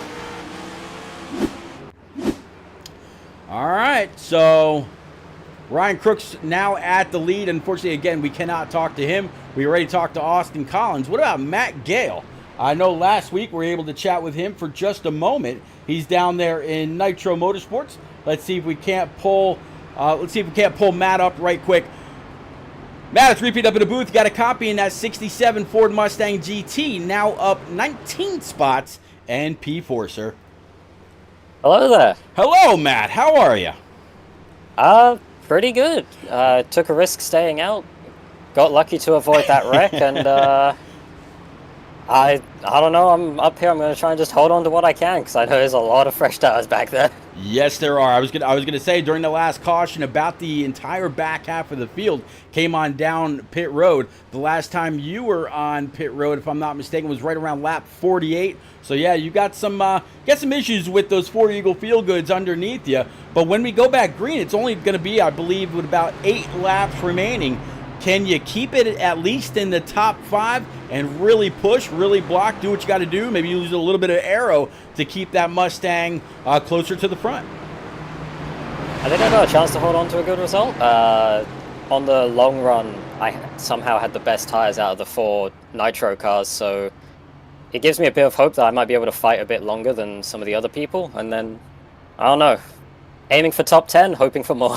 If you keep your wants humble, you never know. Taking a look at your left front and your left rear, absolutely no issues whatsoever. Your right front looks pristine. Right rear, a little bit of scrapage around the quarter panel, but no big issues. And if I take a look from your chase cam, I don't see anything wrong with the rear wicker either. So you're looking pretty good. You're looking pretty fast.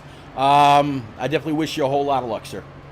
Thank you very much. You got it. You're down there in Nitro, I said. I Yes. believe. Okay. All right, I'll get you back on down right now amongst your teammates. Good luck. Keep the shiny side up, and let's go. Have a good one. You too. All right, so again, week number 2, getting a chance to talk with the one and only British national in the field. Again, Matt Gale sitting P3, up 20 spots. Good job by Matt. I was actually stationed in England for 4 years. Absolutely loved it over there. The people are amazing. I tell you, one hell of a time. All right, so we're going to bring it back double wide. And on the front row is going to be Ryan Crooks, Austin Collins. Row 2 is going to be Jimmy Cocker and Matt Gale. Row 3 is going to be Riley Rosenbrook and Matt O'Brien. Row 4 is going to be Francis Hamilton with Jose Ruiz. Row 5, how about this guy right here? John Honeycutt back up inside the top 10. And he's going to have his Team FTR teammate to his inside. So Jose Ruiz, John Honeycutt, and Jordan McGraw, all 3 Team FTR drivers sitting inside the top 10. Jeff Byers and Tom Harmon, they are going to be row number 6. Row 7 is going to be Andrew Sanford and Caitlin Height. Brody Falliker and Brian Pizzichemi is going to make up row number 8. Dylan Robb and Rivers Jones is going to be row number 9. And, of course, row 10 is going to be Nate Mon and Andrew Zappi. Looking back at throughout this whole field, a little bit of blinkage as we roll back through. You see the 5 there of Brendan Book after going down pit road. And, man, this still very, very deep field. All right, but let's go ahead and bring it on back up to Ryan Crooks. Let's get ready to rock and roll one more time. Robert Holder says, keep the shiny side up. I like that. Absolutely.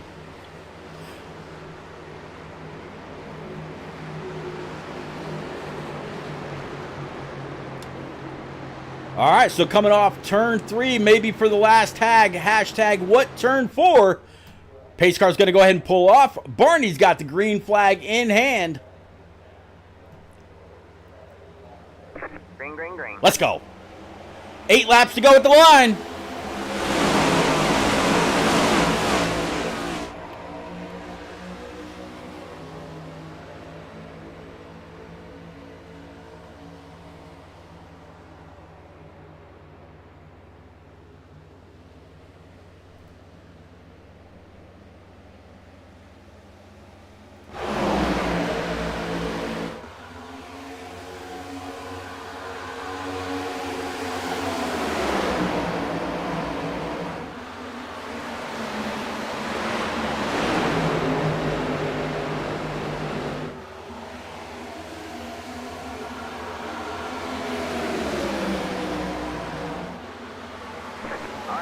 Caution's going to be out. Brendan Book back there in the 5. Our previous leader, though, looks like he's going to be involved in this, possibly Ben Branscombe as well.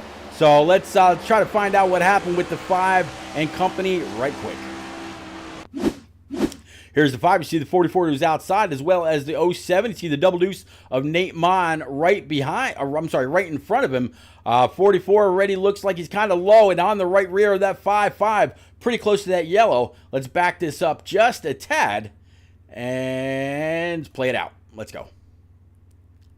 5 all the way down. Is this going to be net code? No, 44 just leaning on the right rear. Nothing he could do about it. 5's going to tag that inside wall, possibly bust the toe link. Definitely see the fender rocking about as it was. And let's take a look at that left front right quick. Yeah, kind of rattling around a little bit. Doesn't look like a toe link is too bad for the wear. All right, let's go ahead and bring it back live. Let's find out what happened with Ben Branscombe.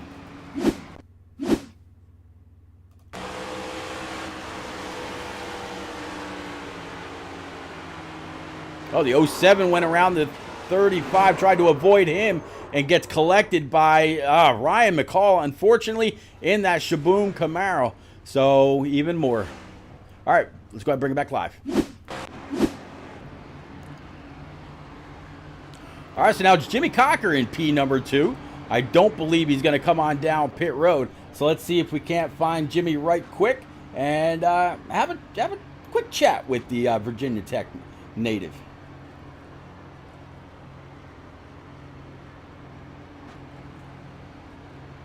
All right, Jimmy Cocker down there in Team FIWB. Let's go ahead and pull him on up right quick. Jimmy, 3-peat up in the booth, bud. You got a copy from P number 2? I do. All right, man. You're sitting P2. You're going to start. I'm going to guess the 25 is probably going to take the high side. That's where most of the restarts have been taken by the leader. So you're up 13 spots already. This Virginia Tech Hokies Camaro has been pretty fast. I got to say, you've been able to keep the nose clean for the most part as well. Ryan's fast. What do you need to do to get on up there and claim this checkers for yourself? Gotta time this restart out, Pete. I really struggle when I am not the one in charge of starting the restart, so I'm gonna have to time it well with Crooks, and hopefully if I can't get it done, hopefully one of my guys can get it done. Frank, Dylan, any of those guys back there, FIWB. We're still looking for win number 1 on the season. Well, the control car apps, as you know, it always has the very distinct advantage of being able to jump on the loud pedal first.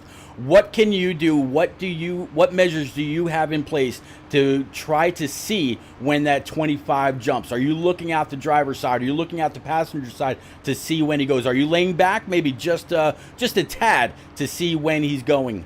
What are you doing to see when that 25 goes? Oh yeah, definitely. My idea is in the window net, I want to be able to see his left front or right front wheel. That way I can see when he's going to get going, and hopefully I get a good push here from O'Brien. That last time he was on top of it. So hopefully I can get a good push and either stay on his inside or outside come down turn 1 and have a chance at this one. Oh, you definitely have some very fast cars. Again, it's going to be you and Ryan Crooks on the front, Austin Collins and Matt O'Brien behind you, and then Francis Hamilton and Matthew Gale to push through row number 3. I'll get you back on down to Team FIWB. Wish all your teammates luck from me, and yeah, man, keep that shiny side up. Good luck. Go get it. Yeah, I appreciate it, Pete. You got it.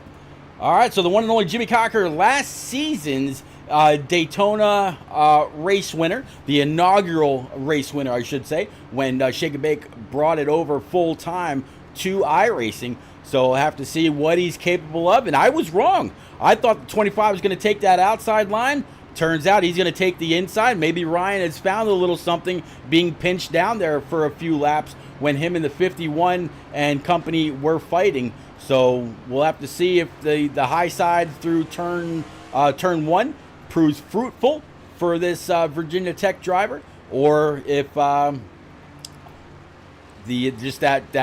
inevitable advantage that the control car has over the rest of the field. All right.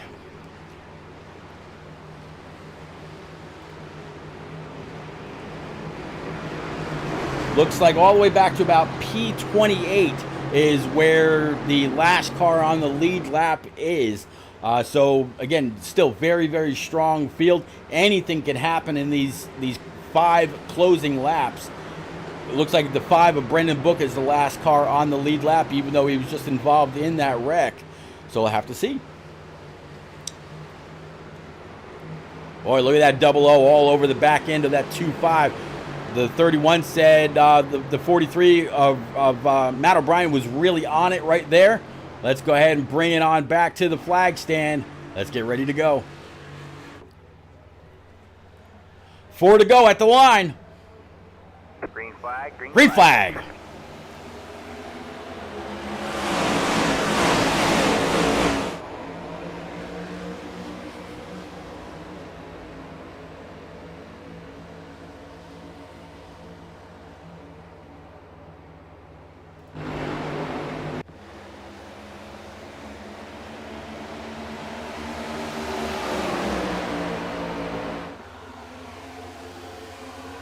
25 trying to break the draft of everybody.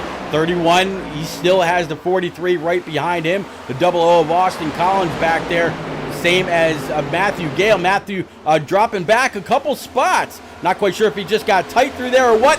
Battle for P2, Matt to the inside. 31 of Jimmy Cocker to the outside. Here comes the 00. Is he going to be able to keep that hole open? 31 comes on down as much as he can to block that shot. And, yep, going to stay right there in the draft. This is going to be 3 laps remaining. If we should happen to see a caution, it will be a green-white checker attempt. But right now, Ryan Crooks absolutely trying to extend this lead. So far, just about a half second. As you can see there on the scoring pylon, Matt O'Brien not able to do anything with him. He sees Jimmy Cocker in his rear view. Right now, he wants Jimmy Cocker to push, but Jimmy Cocker, he's being pushed by the 00. So the 43 has no immediate help, but the 43 of Matt O'Brien, he's very, very fast. Proved that earlier on in the race. When they come to the start stripe, it will be 2 laps to go. Can Matt get on up there? Does he have enough motor in that Camaro to sniff the draft and pull his way on up? Let's see if we got any kind of a fight between these two. I mentioned very, very early in the broadcast that a lot of the drivers felt that the setup for this car at this track was going to allow for some better exits on the corner because the car was just a little bit more free, where they were able to drive off the corner using the right rear. And so far, it doesn't really look like the 25 is able to pull on up, but he is less than half a second away. Down to 0.3. Just under 4. Matt continuing to try to close that gap. O'Brien on that throttle for all it's worth. Jimmy Cocker and Austin Collins kind of relegated back to 3rd and 4th so far. Francis Hamilton in P number 5. Does anybody have anything for Ryan Crooks? White flag this time. White flag is in the air. It is checkers or wreckers. 1 more lap is all it's going to take to complete 72 laps here in the Pocono Mountains for the Shake and Bake iRacing Cup Series.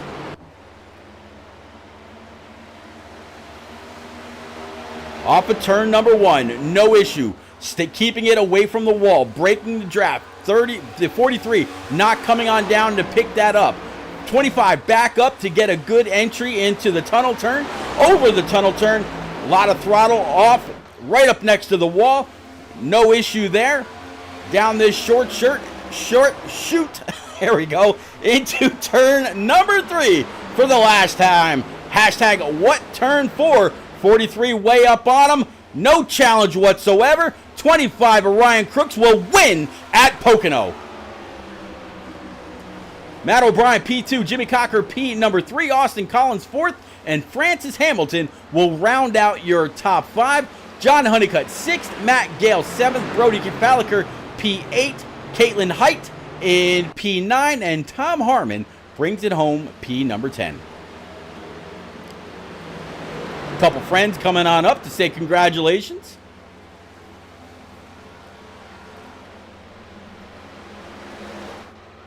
Whoops. Yeah. Okay.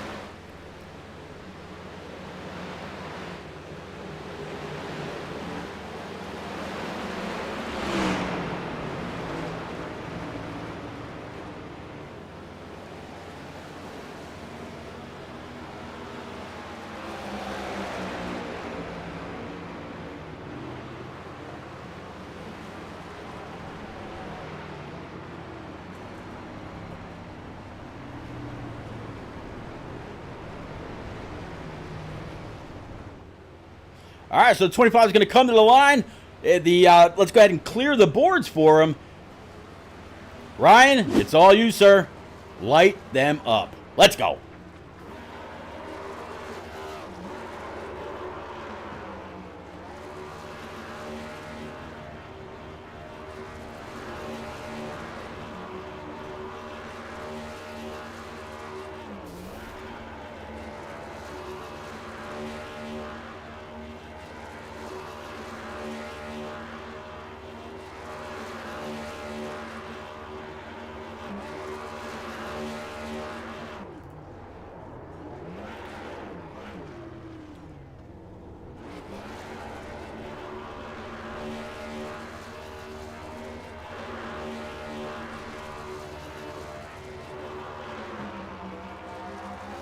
All kinds of front brake bias locked in.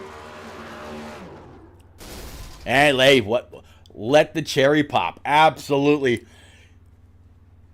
Big Hickory rating with a party of 1. Thank you, buddy. Definitely appreciate it. Good race out there for you. All right, so ladies and gents, we will be right back with our top 3 live in the booth. We're going to kick it off with Jimmy Cocker in that Virginia Tech 31. Matt O'Brien's going to bring it home P2. And, of course, Ryan Crooks in that Zin 25. So it's going to be an all Chevrolet podium. We'll be right back, starting with Jimmy Cocker. Don't nobody go nowhere. We'll be right back.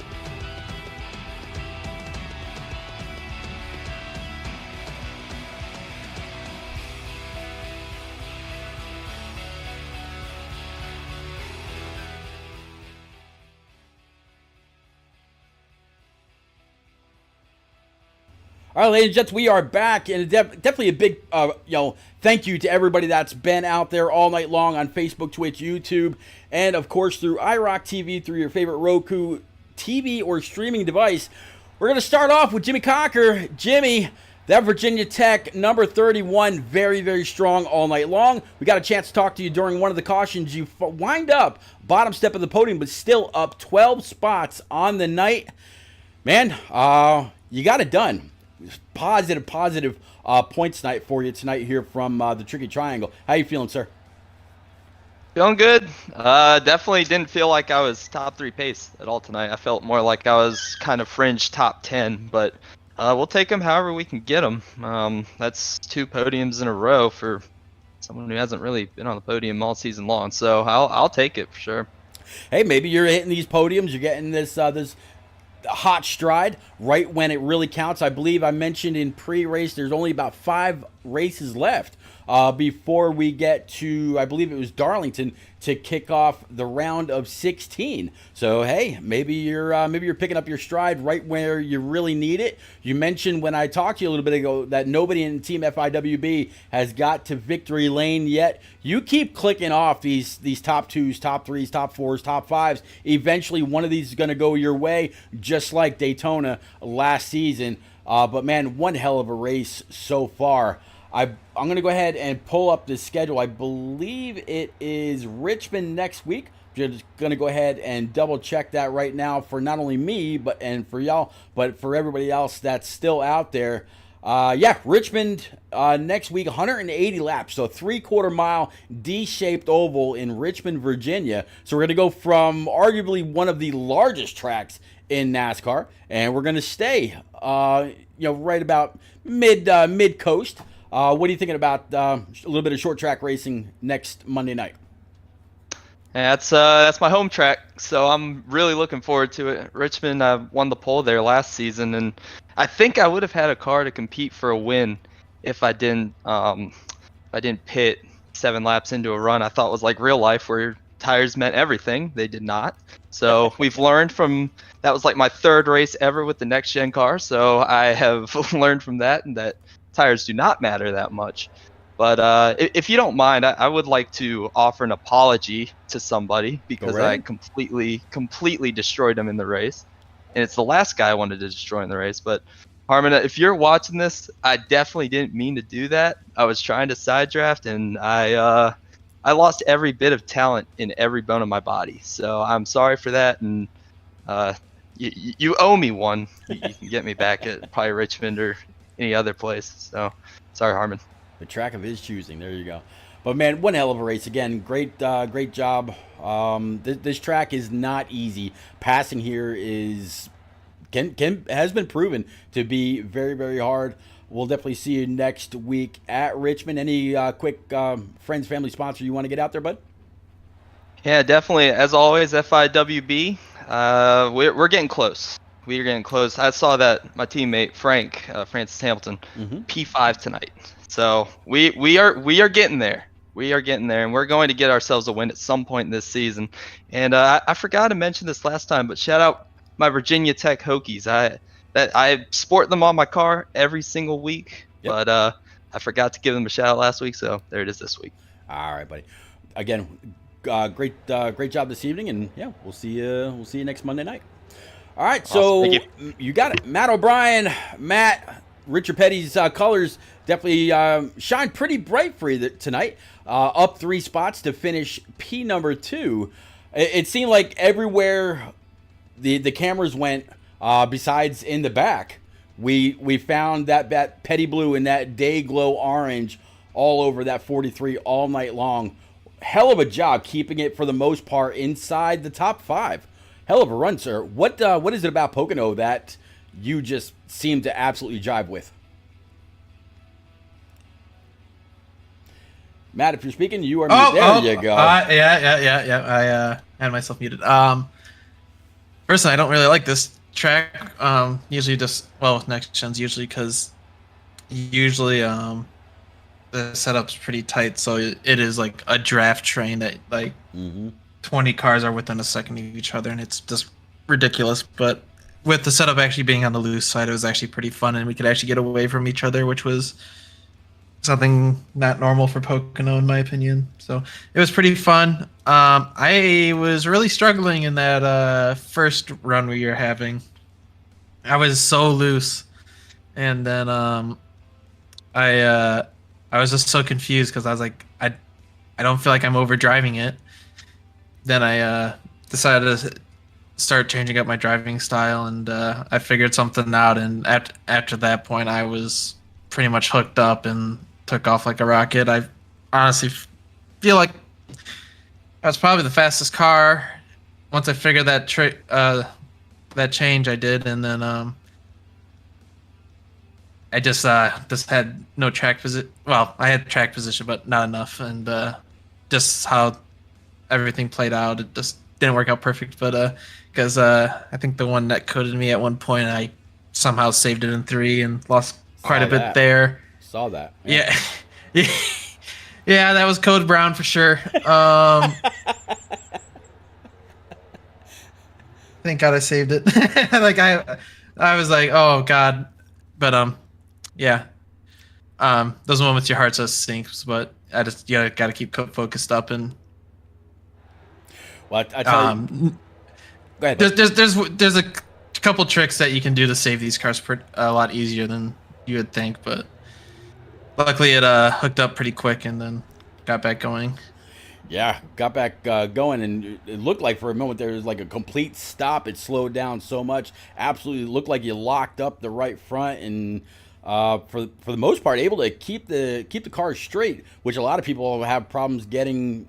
Onto pit road, doing just that, and you had to do it at full tilt at a moment's notice. So definitely congratulations, great hands during that save, and again, further up in the field, not quite in the back right there. Richmond International Raceway is on the docket for next week. I'm struggling to remember exactly how well you did there last season. You're looking forward to that D-shape oval, or what you got for Virginia? I probably should have won last season, but something happened in that race that I'd rather not talk about. Fair enough. But well, P2, these points continue to click off for you, Matt. Definitely got to pass along congratulations yet again. Second step on a podium, just looking for one more, and I'm sure that's going to be coming soon. Any quick friends, family, sponsors you want to get out, bud? Shout out to my teammates and shout out to Kirks. I kind of thought I was going to have them because I had fresher tires, but those heat cycles took a little too much life out of them. I couldn't get to them, so it is what it is. It was fun. There you go. Well, we'll see you next week at Richmond. Yep. All right, moving on up 3 spots after starting 4th, talking about the one and only Ryan Crooks. Ryan, that is in 25, been on fire. You are going back-to-back checkers, sir. One hell of a race. From the very beginning, I picked up on you, and I'm just watching you close the gap to the 51, watching you close the gap to the 43 and the 17 of Holter. It seemed like you were a man on a mission since the drop of the green. You stayed right there. None of the tricks that anybody pulled trying to break the draft really seemed to matter to you, and that 25 gets it done yet again. Walk us through, please, Ryan. Yeah, absolutely. Back to back. Just really happy about that. This is a great track for us. Called my shot last week, and whatever you call your shot, you got to deliver. So, yeah, we started P4, and the first run, I was just trying to really buy time and try to save my right rear. If you push really hard around the track, it really shows coming out of 3. On exit, and that's one of the longer straightaways, so you really lose a lot of speed, or you can gain speed depending on how you take care of that right rear. So did a great job on the first run. We had a really great long green flag run and kind of bide my time, and when I saw the opportunities to make passes, made passes. You can't really run too wide here too long, or you lose so much time on the cars in front. So was able to make really clean passes and get up to P3, and Wisdom and Holtz were racing really hard for the lead, and I kept watching them slide their tires, and I was like, if I can just stay disciplined, I can get right up to them, and was able to get up to him. I think Holzer fell off pretty good on the first run, and then it was me and Wisdom, and I was able to kind of stay with Wisdom, and he slipped up a little bit coming out of 1, and was able to get up under him and complete the pass, and had a decent green flag pit stop. Slid through my pit stop a little bit. I feel like I've made a lot of mistakes on pit road, so got to clean that up going forward. But didn't lose too much time. Came out ahead of O'Brien and Wisdom, and just had Holter in front of me. So I knew if I could try to get around him early, that'd be better for me. I think I was a little bit better than him on the long run. So I know he was trying to save a little bit just because he burned his stuff up on the first run. And yeah, other than that, just stayed out of trouble, stayed up front, and kept her clean.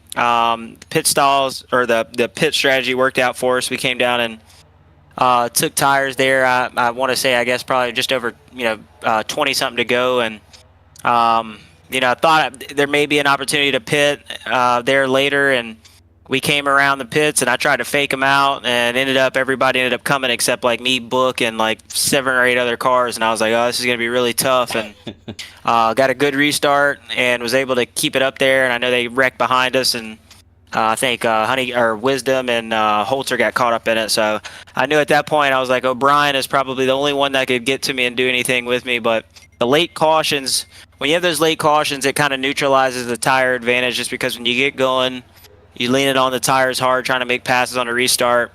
you'll heat your tires up, and then under caution everything cools off, so it kind of levels the playing field out. But really worried about just trying to not make a mistake that last run. Didn't want to give it to him, and just try to keep that draft. Draft is so big here, so I saw, I was thinking he was going to follow me down everywhere I went, and he didn't. But yeah, worked out for us. Great race for us. You talk about the tires and equaling out and whatnot. It seemed like there was definitely a phase or a change in the tires somewhere between lap 25 and 30. That's really where I started to see a lot of cars get a bit more loose coming off of the corners. What did you need to do in order to make sure you had the tires for the long run, especially in these long draft trains like we saw here tonight at Pocono? Yeah, so it's important, when you got these long straightaways at Pocono and the draft is really strong, a lot of people will try to push harder in the corners or, try to make things happen. But me, it's all about throttle control and throttle input. So when you go to jump back in the throttle, instead of jumping back, some tracks you may jump back 80 or 75%. Here in 3, it's really, you want to get back to 20 and 30 and really step it up to 100%. And then really the angle at which you're coming off the corner. If you're sweeping wide off the corner and giving it a lot of gas, you're going to slide and burn the right rear up. So knowing you have a big draft pull down the straightaway, if you're in traffic, you can be a little more conservative getting off the corners because you're going to have a big toe down the straightaways. So yeah, really just throttle input and just managing the line that you're running. These are other than turn 2, turn 1 and 3 are sweeping corners. So really just, you want to try to make sure you got it squared up coming off the corner when you go to get back 100% throttle. If not, you're going to burn it up. And from there, you're just going to be hanging on. There's really no way to advance because you got to get, each corner, such long straightaways, you got to get a good launch out of the corner to be able to, pull up and make something happen. So, yeah, it worked out for us today. Yeah, really happy about it. There you go. So going back to back, next week, Richmond, very, very different track. You can fit Richmond inside Pocono Raceway quite a few times. What are you thinking about that 3/4 mile D-shape oval? Long, very, very long, very spread out track here in the Pocono Mountains to just, right down 95 into Richmond. What are you thinking about next week? Yeah, that's one area I've got to get better at. I say it a lot, but I'm not the best at short track, especially shorter flat tracks. And I say that, and we went to New Hampshire and won last week. But right, Richmond is a very tough track. Not my best at all. So yeah, it's gonna be. I'm sure there'll be some wrecks. So as long as we can keep her clean and stay out of trouble, we'll be all right. All right, but then of course, last but not least. Last year we knew what the friends, family, and sponsor was going to be all about. What's Ryan Crooks got for season 2? Go ahead. Yeah, season 2, trying to put some things in work. Been talking to a couple gaming groups and organizations, so trying to pull that big support back to us. Looking forward to it. Just got to make some things happen, but yeah, we're competing in a lot of different leagues. This is definitely one of the most competitive. Liza and the group of people that put everything together every week. This field is extremely tough and competitive. So I'm just trying to do whatever I can to bring some more attention to, all the awesome work you do in the booth, the great broadcasting and the awesome league we have. But definitely thank you, Pete, for what you do, and Eliza putting a league on, and, everybody that makes all the day-to-day easy so we can just go out and race is very much appreciated and a lot of fun. So. Well, we definitely appreciate the show that you and everybody else do. So, guys and girls, that is going to wrap it up here tonight for Pocono Raceway. Again, this was the Shake and Bake iRacing Cup Series. 5 more races until we go playoff racing. It's going to be a lot of fun when we get to the Lady in Black. Darlington's going to play host to the first race for the round of 16. But again, next week heading to Richmond, it's going to be a great race. Cannot wait. If we've got another 38 cars out there on a 3/4 mile track, that is going to play havoc. We're going to be talking about all kinds of lap traffic very, very early in the race, and I hope every single one of y'all will be there. So again, whether you're out there on Facebook, Twitch, YouTube, or the iRock channel on Roku, one more time, please, if you have a Roku TV or a Roku streaming device, go on over to the streamers section, look up iRock TV. It's the logo that you see there on the bottom left-hand side, and a big, big thank you to Brian Reek for sponsoring the Shake and Bake iRacing Cup Series all season long. owner of iRock TV. Brian, we absolutely appreciate you. We will see you again next week at Richmond. Same bat time, same bat channel. Y'all have a great night. Take it easy.